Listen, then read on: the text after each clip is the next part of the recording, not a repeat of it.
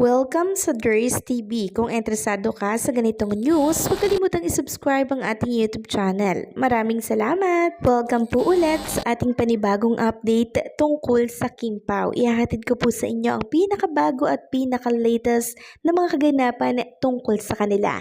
Kaya naman kung hindi ka pa subscriber ng ating channel, pindutin nyo na ang notification bell para lagi kayong updated sa mga balitang trending at napapanahon. So ayun, welcome back again sa ating YouTube channel mga kakimpaw, and for tonight's video, ang pag-uusapan natin ay tungkol pa din kay Kim and Paolo Abilino. So i-continue natin dito yung sinabi ko po kanina sa previous update natin na nakita natin si Paolo Abilino po talaga ang photographer ni Chinita Princess. Kuha po ito sa LA, parang na-videohan ata itong ginagawa ni Chinita Princess at Paolo Abilino. So eto po mga kakimpaw, si Chinita Princess po yung naka-pink, and kita niyo po si Paolo Abilino doon sa harapan ni Chinita, medyo malayo pero hawak niya po yung camera mga kakimpaw. Inaangguluhan niya po si Chinita Princess. Grabe, no? Grabe ang tindi. Sabi tuloy ng nag-post nito, photographer na naman ang papi ni Kimi. Ka-sweet ba? So grabe, no? Ang galing umanggulo netong si Paolo Abilino. And abangan natin yung ipopost pa ni Chinita Princess na naka-color pink siya kasi si Paolo Abilino po ang nag-shot or kumuha po noon. So credit no kay Paolo Abilino kasi nahagip siya ng camera, no, na siya po ang kumukuha ng picture ni Chinita Princess. Talagang certified fan na fan din siya ni Kim.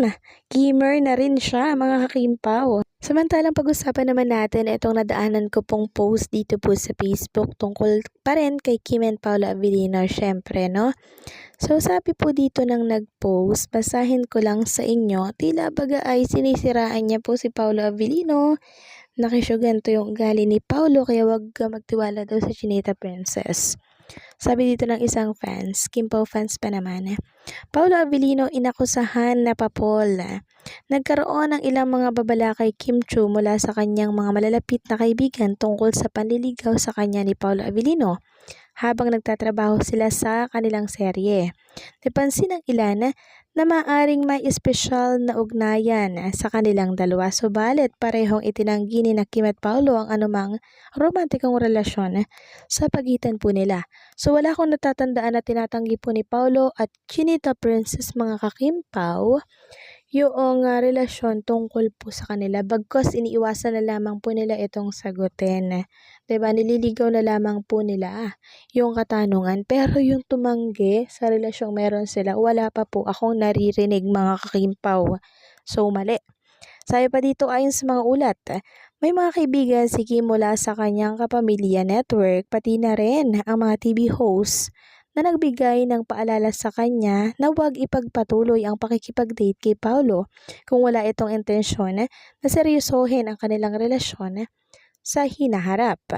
Pinunto ng mga kaibigan ni Kim na hindi na handa, kung hindi handa ang aktor na magplano ng pangmatagalang relasyon, mas mabuting huwag nang ipagpatuloy ang kanilang date. Super nega po ng post na to mga kakimpaw, no? Parang sinisiraan po si Paolo Abilino. So wala po ako nababalitaan na ganito. Ngayon lamang po, no, nang mabasa ko ang naturang post na to. So parang pinapalabas na babaero si Paolo, na ganito ganyan. Hindi ko nakikita kay Paolo Abilino yan.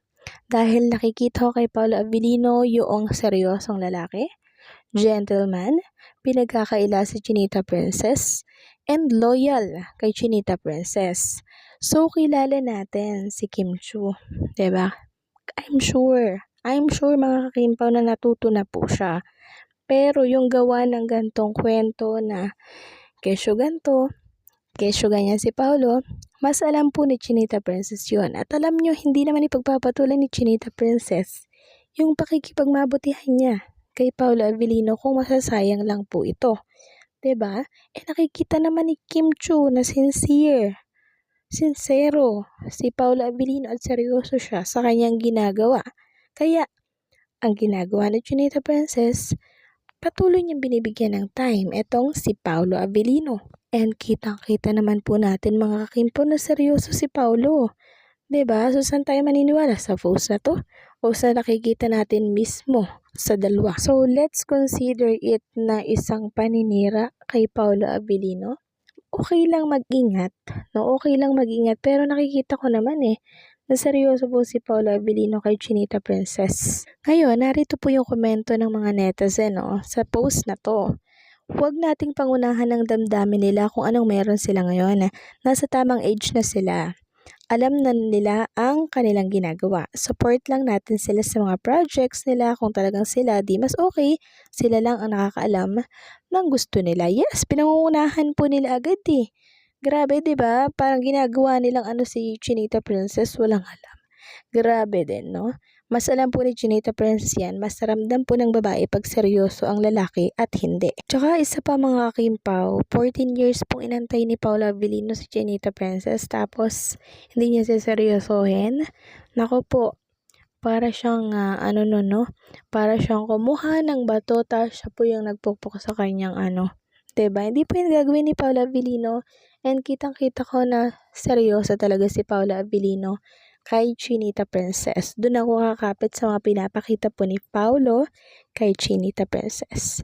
Samantalang pag-usapan naman natin mga kakimpaw, etong labis po na kalungkutan ni Chinita Princess. So si Chinita po ay nagluluksa mga kakimpaw dahil sa pumanaw po na malapit sa kanyang puso.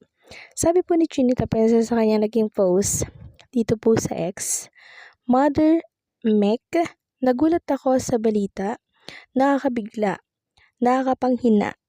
Mother Mek, maraming salamat sa kabutihan mo, pagmamahal at sa walang sawang support through the years. May you rest in paradise. I love you so much, Mother Mek. Maraming salamat. So, pumanaw na po pala itong si Mother Mek. Ito po yung nasa picture, nakahag po niya mga kakimpaw. Grabe po yung binibigay niyang suporta dito kay Chinita Princess. Kaya nang nalaman po ni Chinita na ito po pala ay pumanaw na, grabe nasaktan po siya, mangyak-ngyak po siya dahil hindi po biro mga kakimpaw na malagasan po ng taong malapit sa iyong puso.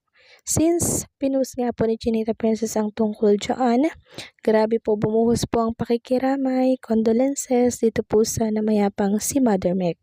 So ako po at maging ang Kimpaw Nation ay nakikiramay po kay Mother Mek. Alam namin na hindi po madali itong mapunta sa sitwasyong ganito. Kaya ang hiling namin ay magkaroon kayo ng payapang paglalakbay papunta po sa paraiso.